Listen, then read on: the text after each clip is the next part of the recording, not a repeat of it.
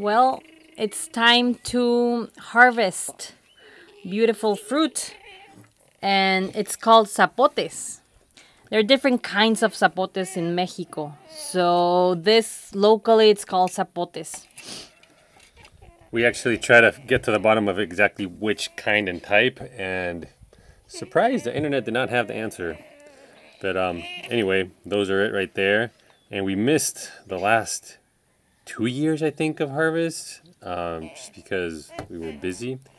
And This tree is not on our land. This tree is in the middle of the of town of Manamichi, and it's abandoned. Nobody harvests this fruit, and it's just laying in the ground, rotting, and it's full of fruit, but nobody likes to eat them.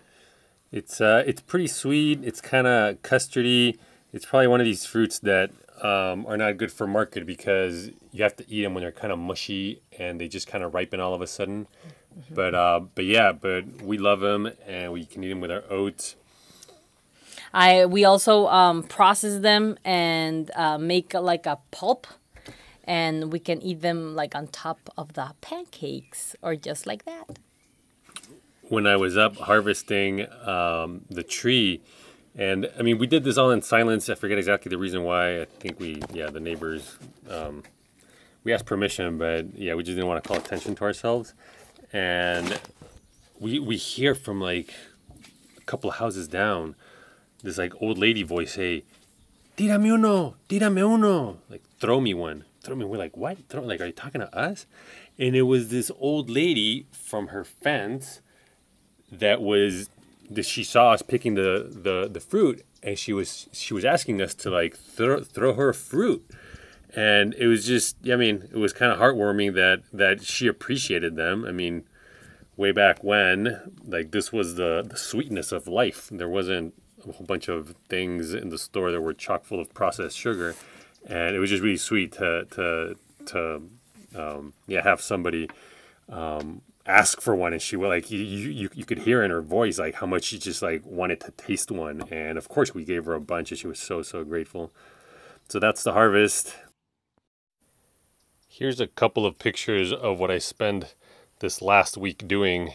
In September, the irrigation canal needs to get cleaned just because it gets so full of sediment and plants grow on it and just the water cannot flow. And literally we were there every day of the week, 7 to 8 hours. And it needs to happen in September because people start planting the fields late September.